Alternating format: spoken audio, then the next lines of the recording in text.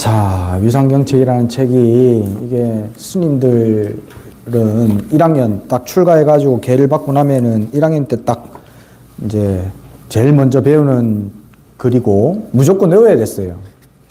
우리 때는 무조건 외워야 됐고, 제가 이제 스님들 가르칠 때까지만 하더라도 이거는 1학년들은 무조건 외워야 되는. 그래서 매주 이제 외우기 시키고, 확인하고, 그게 400년 넘게 이어졌던 전통을 가지고 있습니다. 이 위상경책이라는 책이 400년 넘게 한국 불교에서는 다 외우게끔 했던 경전이고, 그만큼 중요해요. 그래서.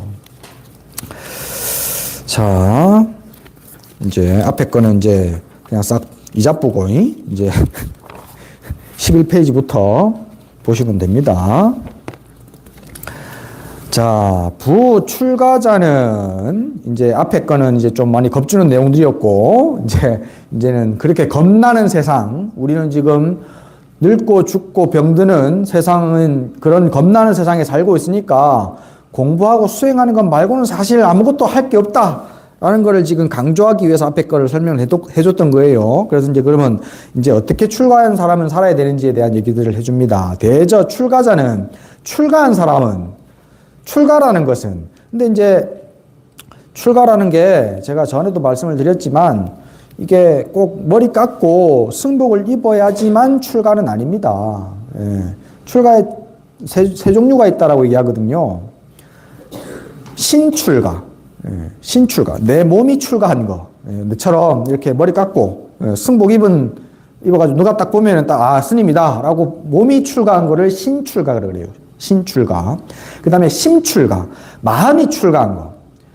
왜 저기 세속에 사시는 분들도 보면은 막 이렇게 불교에 심취하시고 부처님 가르침을 너무 좋아해가지고 사는 게 스님보다 더 막 철저하게 사시는 분들 종종 있어요. 많이 있어요, 생각보다. 그런 분들은 겉으로 보기에는 머리 기르고 이제 양복 입고 있으니까 스님처럼 안 보이지만 마음이 출가한 상태란 말이지. 그래서 그걸 심출가라고 하고, 그 다음에 마지막 세 번째가 호심출가. 좋은 마음으로 진짜 몸도 마음도 함께 출가한 사람을 이제 호심출가라고 부릅니다. 근데 이제 스님들 중에서도 보면은 이제 승복만 입고 있고 머리만 이렇게 제때제때 깎지 스님이 아닌 분들도 종종 있거든요. 삶이. 종종 그런 분들이 있어요. 진짜 몸도 마음도 생활하는 방식도 출가한 스님으로 살고 있는 모습을 이제 호심출가라고 부릅니다. 그러니까 여러분들은 지금 신출가는 안 돼. 하면 안 돼, 지금은.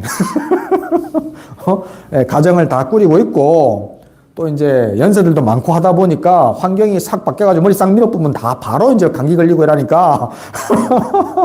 그러니까는 지금은 이제 늦었부싸이, 다음 생에 이제 이렇게 소원을 항상 비세요. 다음 생에는 바른 스승 만나가지고 일찍 출가하게 해주십시오라고 비세요.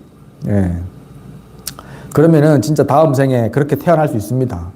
우리 총무보살님은 소원이 지금 소원이 살아있을 때 소원이 아들 둘이 출가시키는 건데 이제 그것도 텁붙어. 아들들이 출가시키는 거 텁붙고 내가 보니까 그 대신에 이제 자기는 다음 생에 꼭 남자로 태어나서 일찍 스승 만나가지고 일찍 스님이 되고 싶다고 그렇게 소원을 가지고 있습니다. 근데 이제 나야 뭐 어렸을 때 출가했으니까는 뭐 잘 몰라도 그래도 이제 뭐 다 이제 보고 듣는 게 있잖아요.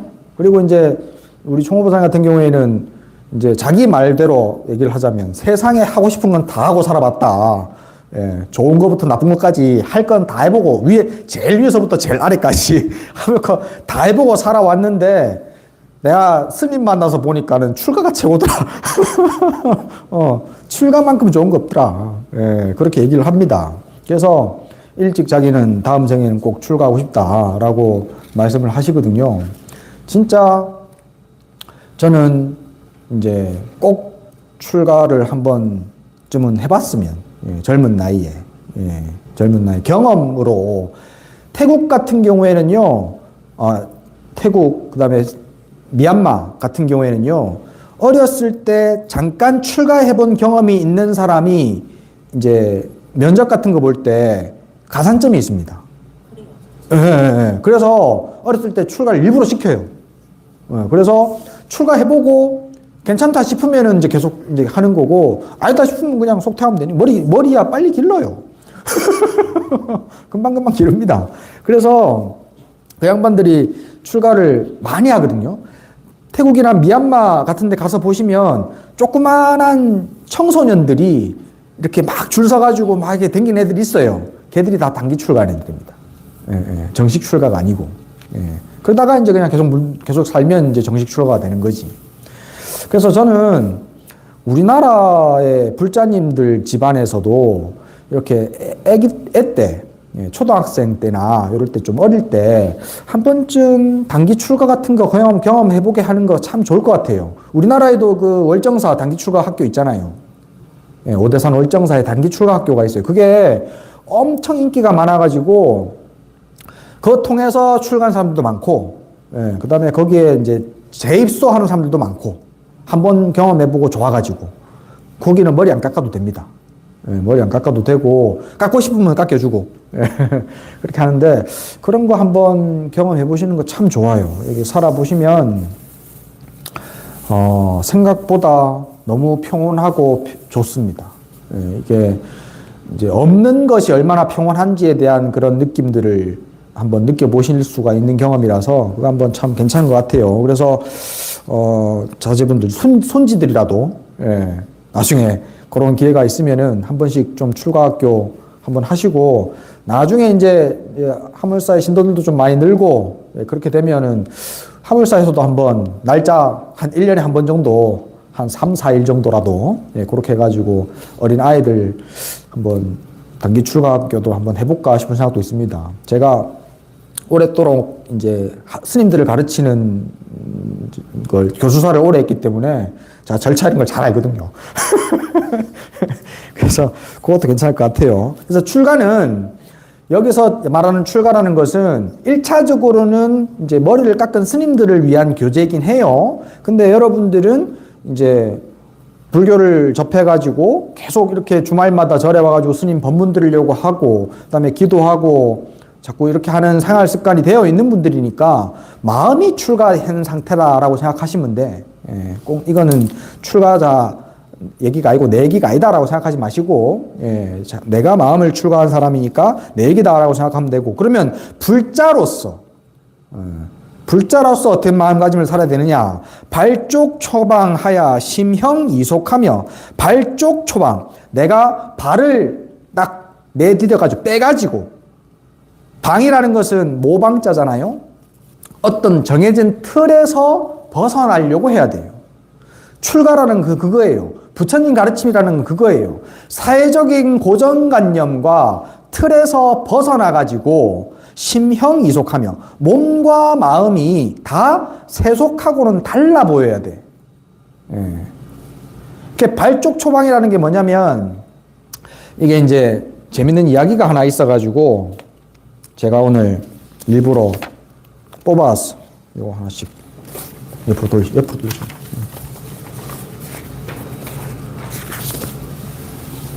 어떤 게 심형이속인지 발족 초방인지 요거는 가지고 가세요. 집에 가져가셔가지고 한 번씩 보셔요. 어떤 마음가짐으로 살아야 되는지. 여기 이게 이제 어떤 경전이냐면요. 수타니파타라고 하는 부처님 경전이 있어요. 수타니파타에 나오는 안에 이제 다니아경이라고 하는 조그만한 경전에 이제 나오는 내용을 제가 이제 그 중요한 부분만 뽑아서 갖고 왔는데 앞에 내용이 뭐였냐면요. 다니아라고 하는 이제 요즘 말로 하면 축산업자지. 소 키우는 사람이 있어요. 근데 그냥 뭐 소 몇 마리 키우는 게 아니야, 이 사람은. 과거 아버지, 할아버지 때부터 이 축산업을 해가지고 아주 넓은 농장에, 넓은 땅에 소를 어마어마하게 많이 키우는 집에 뭐 농장 준 거예요, 이 양반이. 그래서 이 목축을 할 때 중요한 게 날씨를 잘 보는 겁니다. 특히나 인도 같은 나라는 몬순기후라 그래가지고 건기, 우기가 나눠져 있어가지고 우기 때는 비가 엄청 오거든요. 지금같이 이렇게 뭐 뭐 설비가 잘 안 돼 있으니까 비가 많이 올 때는 홍수가 져가지고 피해도 많이 입고 했는가 봐요. 그래서 이 사람은 어렸을 때부터 소를 키우면서 날씨를 읽는 기술이 좀 있어요.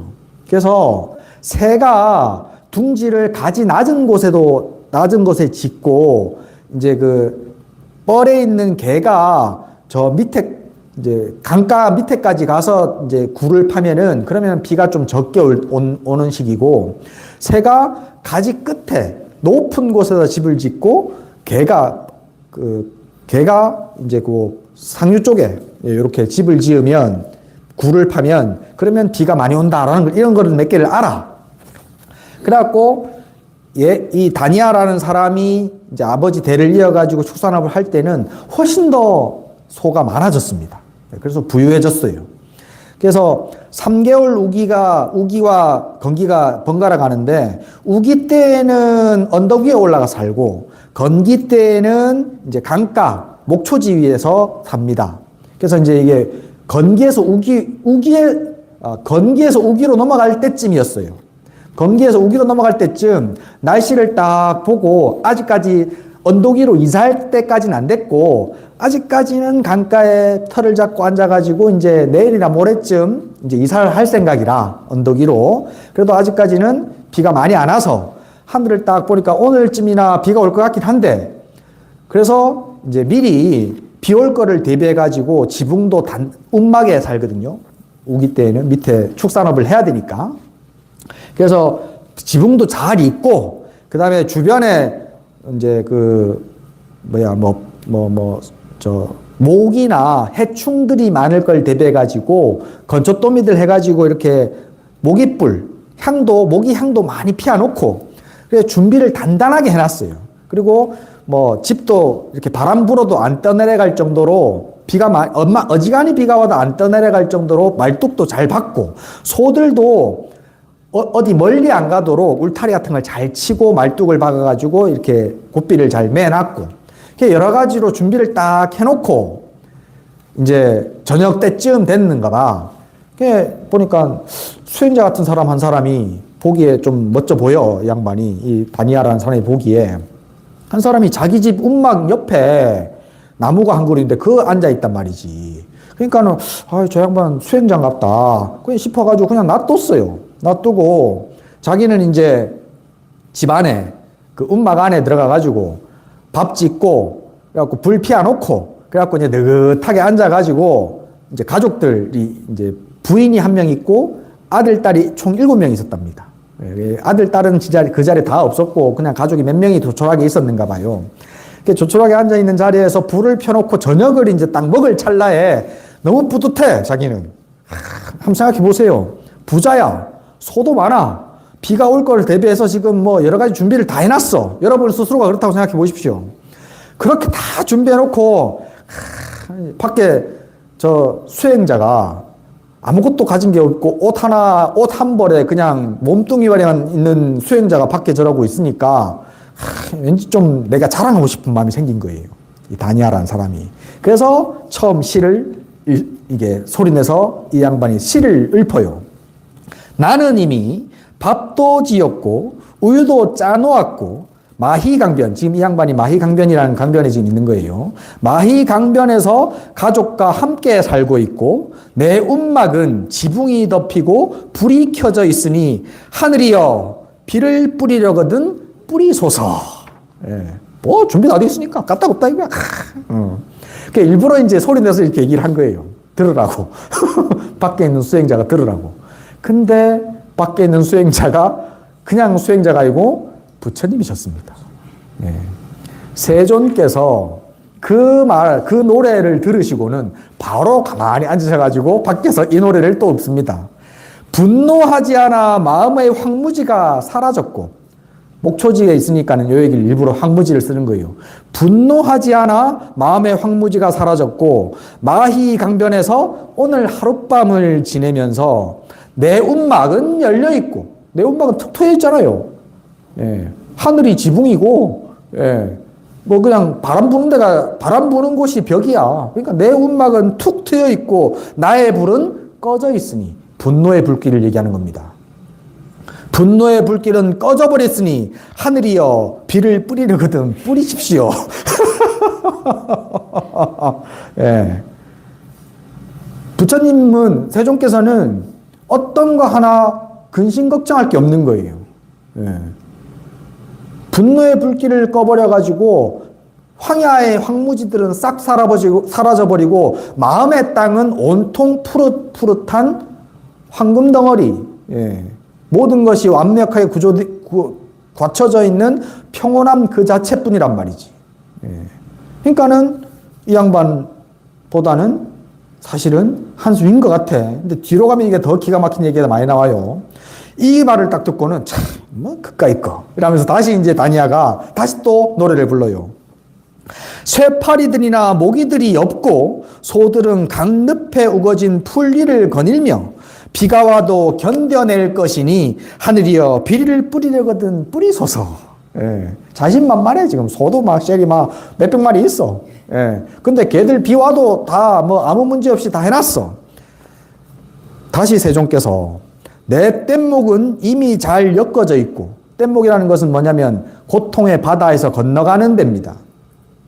우리는 그러니까 이제 우리가 살고 있는 이 세상을 고해라고 부르거든요. 고통의 바다. 바다에 마치 한도 끝도 없이 파도가 밀려오는 것처럼 고통이 한도 끝도 없이 밀려오기 때문에 고해라고 하는 거예요. 잠깐 한번 내 삶을 돌아보세요. 얼마나 쉼없이 고통이 밀려왔는지. 잠깐 좀 괜찮다 싶으면 또 좀 있으면 뭔 걱정이 하나 생기고, 뭐 또 그 걱정, 이거 걱정만 해결하면 이제 괜찮겠지 싶어가지고 그 걱정 해결해 놓으면 또 뭐 하나 생기고. 계속 그 장다이라. 쳐오고 한단 말이지. 그 고통의 바다를 건너가 버리면 그러면 저 언덕이 나온단 말이죠. 그 언덕이 뭐냐? 바로 완전히 고통이 사라져버린 열반의 언덕입니다. 출가 수행자가 가는 곳은 바로 그곳이에요. 고통의 바다를 건너서 열반의 저 언덕으로 가는 것. 그래서 뗏목은 이미 잘 엮여져 있고, 또 거센 흐름, 그 고통의 흐름을 이기고 건너 피한 저 언덕에 이르렀으니 이미 부처님께서는 모든 고통에서 벗어났어요. 예. 이제는 더 뗏목도 소용이 없어. 뗏목은 버려버렸어. 이제 뗏목마저도 필요가 없어. 그러니 하늘이시여 비를 뿌리려거든 뿌리소서. 예. 지금 다니아 같은 경우에는 지금은 좋아. 지금은 비가 뭐 오든지 말든지 다. 오늘은 괜찮아. 그럼 또 내일부터는 또 이사해야 되죠.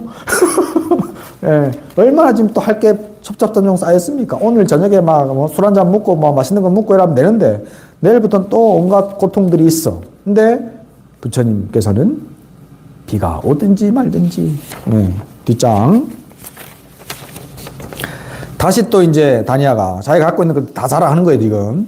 내 아내는 온순하고 탕욕스럽지 않아 오랜 세월 함께 살아도 내 마음에 딱 들고 그녀에게 그 어떤 악이 있다는 주변 사람들의 말도 한 번도 듣지 못했으니 하늘이여 비를 뿌리려거든 뿌리소서. 내 가족들이 그렇게 좋아, 지금. 그러니까 부처님께서는 내 마음은 내게 온순하여, 내 부인이 온순한데 다니아는 세존께서는 나의 마음은 온순해요.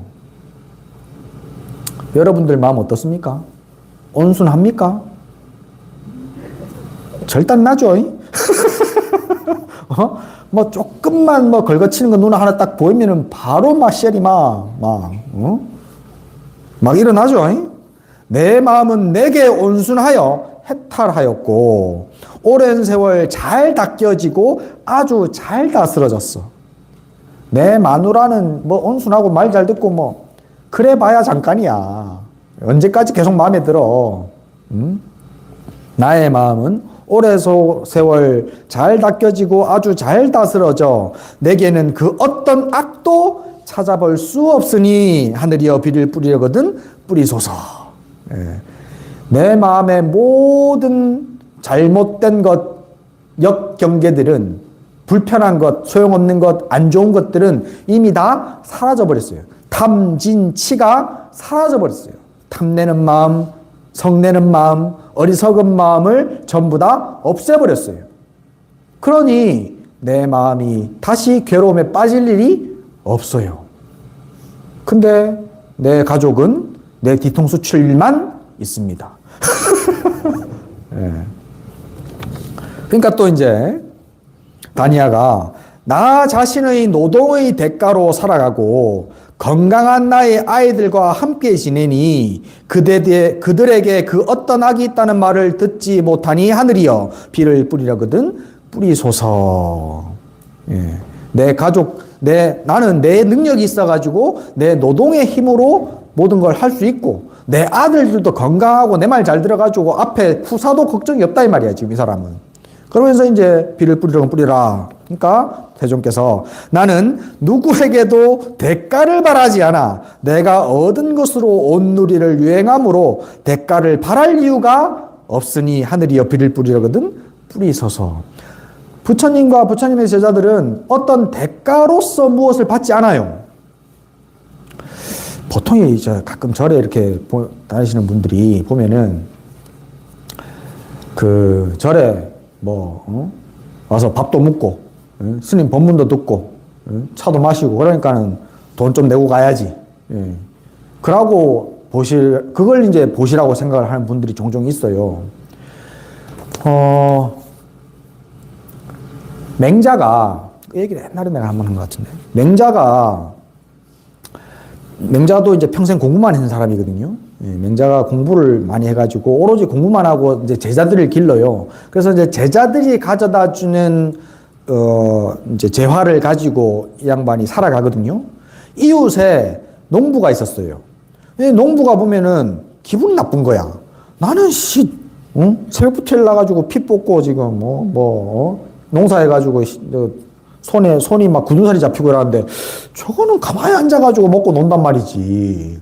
그러니까 기분이 나빴어. 그래갖고 이 옆집에 사는 농부가 어느 날 맹자한테 왔습니다. 맹자한테 와가지고 아니 당신은 왜 그렇게 놀고 먹냐? 일을 하고 먹어야지. 왜 놀고 먹느냐? 그러니까 이제 맹자가 딱 하는 말이 당신은 그러면 당신이 다 해서 먹고 사느냐? 다 만들어서 먹고 사느냐? 그러니까 내가 다 농사 지어서 내가 다 먹고 산다. 그러면 당신이 농사 지을 때 쓰는 농기구라든지 밥해 먹을 때 쓰는 식기라든지 이런 거 전부 다 당신이 만드느냐? 라고 말한단 말이지. 그러니까 아니지. 난 농사 지었으니까 쌀로 그거 대장간에 가서 사가지고 쓰지. 라고 얘기한단 말이죠. 그러니까 맹자가 이렇게 얘기합니다. 나는 경전을 보고 성인들의 가르침을 보고 경작해가지고 그것으로서 알의 씨앗을 만들어서 그 알을 다른 사람에게 주어서 거기에 대한 대가로 나는 재화를 받아 사니 그대와 다를 게 없습니다. 라고 얘기해요. 이게 이제 그 일반적인 학자들의 얘기입니다. 일반적인 학자들. 근데 승가는 그게 아니에요. 승가는 그냥 수행하고 깨닫고 이해하고 아는 그 내용들을 이 사람들이 고통 속에 살아가고 있으니 그 고통에서 벗어날 수 있도록 이끌어주는 그걸 하는 거예요. 이 양반, 내가 가르쳐 주니까 너희들은 나한테 갖고 와. 이게 아니고, 그냥 우리는 수행자니까 수행하고 있고, 또 옆에 사람이 괴로워하니까 그 괴로움을 없애주기 위해 가지고 가르침을 주고, 그 방법을 아니까. 그냥 그거야. 그것일 뿐입니다. 그런데, 이제, 지난번에도 제가 말씀을 잠깐 드렸지만, 이게, 이제, 기부라는 것이, 보시라는 것이, 받는 사람이 누구냐에 따라 가지고 차이가 있을 수밖에 없단 말이에요. 그러니까 씨앗을 옥토에 뿌리느냐, 아니면은 조금 안 좋은 땅에 뿌리느냐, 아니면은 자갈밭에 뿌리느냐, 아니면은 아스팔트에 뿌리느냐, 씨앗이 나는 게 다를 거 아닙니까? 그래서 그게 이제 밭이 어느 밭이냐에 따라 가지고 달라지는 것처럼 승가는 이렇게 청정한 삶을 살면서 가르침을 따라 수행해가면서 더 많은 사람들에게 진리를 알려줘가지고 고통에서 벗어날 수 있게끔 이끌어주니까 복밭이 된단 말이지. 복밭. 우리 스님들이 입고 있는 가사가 이렇게 조가 나눠져 있잖아요. 이렇게. 이게 이제 밭을, 원래는 이제 그런 게 아니었는데, 떨어지니까 기어 입고 떨어지니까 기어 입은 거였는데, 네모 반딱하게 기우거든요. 네모 반딱하게 기우는 이유가 밭을 상징하는 거예요. 예. 그래서 스님들이 입고 있는 옷은, 스님들은 복밭이다. 수행자들은 복밭이다. 라고 부른단 말이지. 밭에다가 씨를 뿌리는데, 뭘 바라는 게 있고 대가를 바라겠습니까? 밭이? 안 그렇단 말이지. 예. 뿌리는 사람은 뭔가를 바라는 게 있죠. 어쩔 수 없이. 올해 농사는 더 잘 되고, 더 풍년이 되고, 더 맛있게 되고, 뭐 이렇게 하기를 바라겠지. 근데 밭의 입장에서는 그게 아니란 말이에요. 예. 그래서 절에 보시를 한다. 수행자들에게 보시한다는 것은요, 그냥 복밭에 복을 뿌리는 거라고 생각을 해야지, 아유, 스님 법문 잘 들었으니까 오늘, 응? 그런 경우 종종 있거든요. 큰 절에 있으면, 큰 절에서 제가 이제 불국사에서 초하루법회나 보름법회를 제가 종종 했었어요. 그러면, 법문 너무 좋다면서 막 가다가 주머니 확, 주머니 팍 쑤셔놓고 할매다. 그런 경우가 자주 있었어요. 예, 뭐, 저야 감사하긴 하지만, 근데 어쨌든 그게 뭐 법문의 대가라고 생각하시면 안 되고, 그러면은 진짜 그냥 물물거래밖에 안 돼요. 그게 아니고, 이렇게 훌륭한 수행자이고, 훌륭한 법을 펴시는 훌륭하신 분이니까, 복밭에 나는 복의 씨앗을 뿌립니다. 라고 하고 해야 돼요. 만약에, 스님들의 가르침을 듣고 어떤 큰 깨달음을 얻고 삶의 방향이 전환이 되고 눈이 확 떠졌다면 그걸 무슨 얼마짜리 법문이라 하겠어. 예. 절에 밥값, 하물사에 밥 맛있다고 이제 그랬었는데, 하물사 밥값 얼마 받아야 되겠어? 예? 노스님 드시는 거하고 똑같이 드리는데, 신도들을. 똑같은 정성을 들여가지고. 저걸 10,000원을 받겠어, 100,000원을 받겠어. 예? 그러니까는 그 밥값으로 생각하고, 법문값으로 생각하지 말고, 예. 복밭에다가 씨를 뿌린다라고 생각하셔야 돼요. 그래서 이런 말씀 하시는 거예요. 누구에게도 나는 대가를 바라지 않아. 복밭일 뿐이니까. 복밭이 댕기니까 그냥 복을 누군가 계속 뿌려. 그러니까는 부처님께서는 어디를 가시든, 예, 부족함이 없이 항상, 예, 굶주림 없이, 예, 그렇게 자유롭게 유행하고 다니셨단 말이에요. 그러니까 하늘이여 불을 뿌리려거든 뿌리소서 이렇게 얘기했어. 또 다음 다니아가 또 얘기합니다. 아직도 덜 졌어 이 양반이. 다 자란 송아지도 있고 젖먹이 송아지도 있고 새끼 밴 어미 소뿐만 아니라 성년이 된 암소도 있고 암소의 짝인 황소도 있으니 하늘이여 불을 뿌리려거든 뿌리소서. 이제 이게 재물에 대한 얘기가 나옵니다. 재물의 최고봉이야. 소를 이마에 많이 키워 지금. 그러니까 세종께서 진짜 기가 막히게 말합니다. 다 자란 송아지도 없고 젖먹이 송아지도 없고 새끼 밴 어미 소뿐만 아니라 성년이 된 암소도 없고 암소의 짝인 황소 또한 없으니 하늘이여 불을 뿌리려거든 뿌리소서. 야, 기가 막히지 않습니까? 예. 또 다른 이제 다른 경전에 나오는 내용인데, 누군가 이렇게 그때는 천신, 악마빠삐만이라고 나오는데, 악마빠삐만이라는 사람, 그 천신이 종종 나와요, 부처님 경전에. 악마로 나오거든요. 천신 중에 이제 부처님 법을 별로 안 좋아하는 신인 거예요. 신들 중에서는 부처님 법 안 좋아하는 신들도 제법 많이 있습니다. 왜냐하면 부처님 깨달은 사람이 나오면 세상이 진동해가지고 하늘 궁전이 떨리거든요. 그렇게 나와요, 경전에는. 하늘 궁전이 떨려서 깨달은 이가 생겨나는 걸 안 좋아합니다, 천신들이. 그래서 안티 붓다가 좀 있습니다. 천신 중에서는.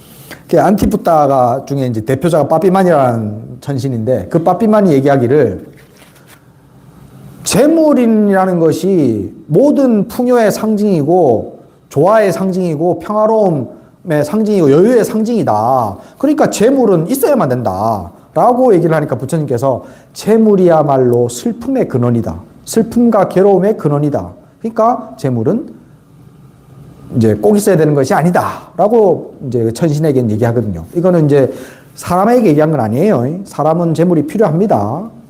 근데 천신과 부처님의 대화에서는 재물이라는 것은 피해야 될 것으로 나와요. 피해야 될 것으로.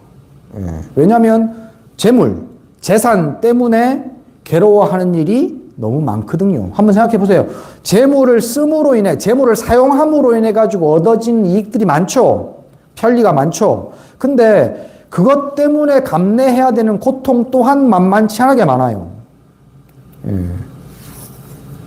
그래서 송아지가 있고 암소가 있고 황소가 있음으로 인해 가지고 거기에 들어가는 고통과 관심과 이제 이게 번뇌가 얼마나 많아지겠습니까? 부처님께서는 이것도 없고 저것도 있고 아무것도 없다. 예. 그러니까 비야 올려거든 마음껏 내려라. 누가 더 편해 도대체. 말뚝은 땅에 박혀 흔들리지 않고 문자 풀로 만든 새 밧줄은 잘 꼬여 있어 젖먹는 어린 소가 끊을 수 없을 것이니 하늘이여 비를 뿌리려거든 뿌리소서. 나의 재물을 묶어놨어요. 예, 잘 묶어놨어요. 어디 안 도망가게. 예. 지금 소뿐만이 아니고 여러분들이 갖고 있는 재산들을 생각해 보시면 돼요. 재산들을 잘 간수해 놓고 있습니다. 근데 부처님께서는 내 재산을 간수하는 거하고 비유해가지고, 내 재산을 묶어놓고 있는 거하고 비유해가지고 말씀하시기를, 세종께서 말씀하시기를, 황소처럼 모든 속박들은 끊고, 코끼리처럼 냄새나는 덩굴은 짓밟아서 나는 다시 모태에 들지 않을 것이니 하늘이여 비를 뿌리려거든 비를 뿌리소서 라고 얘기해 버립니다. 속박을 벗어버렸어요. 우리는 붙들고 있어요. 계속해서 내 가족, 내 재산, 내 것이라는 것을 붙들고 있어요. 그러므로 인해 가지고 그 붙들므로 인해 가지고 삶이 너무너무 고통스러울 것이 많습니다. 근데 세종께서는 모든 것을 속박에서부터 벗어나 버렸어요. 모든 걸 다 버리고 그러면 부처님처럼 옷 한 벌 달랑, 응? 그래놓고 이제 집도 절도 하나 없이 그냥 나무 밑에서 자고, 그러면 과연 행복할까? 그런 두려움이 있잖아요. 그죠?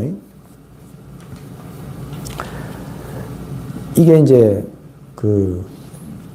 우리나라 같이 사계절이 있는 북방에서는 사실은 겨울이 있으니까 진짜 집도 절도 없으면 괴롭긴 해요. 괴롭긴 해. 근데 최소한만 있으면 된다. 필요한 최소한만. 요즘에 미니멀 라이프 많이 나오잖아요. 어저께인가?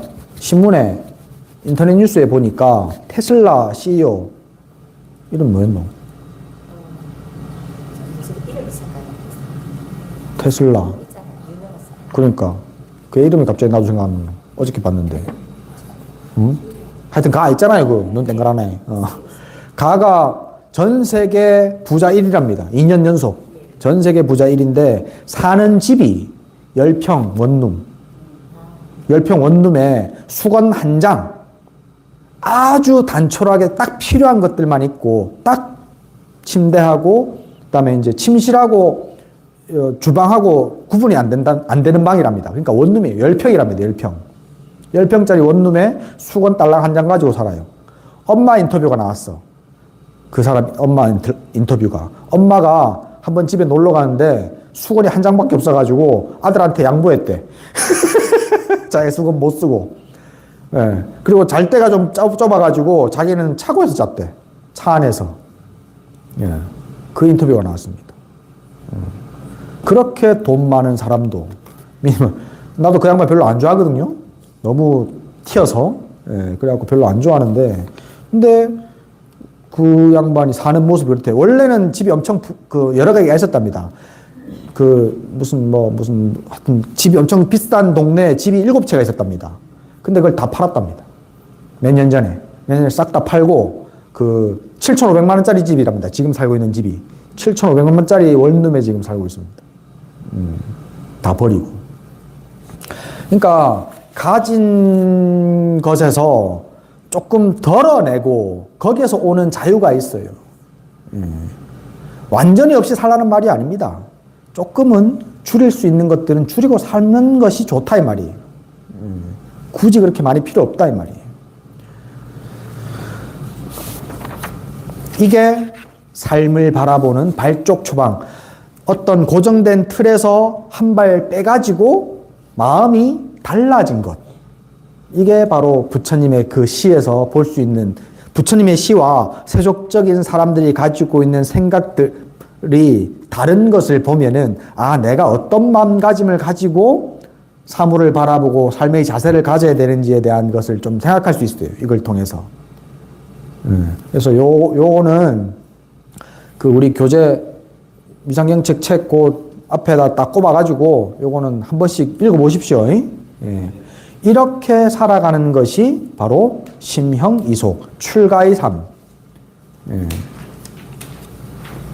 이 되는 겁니다.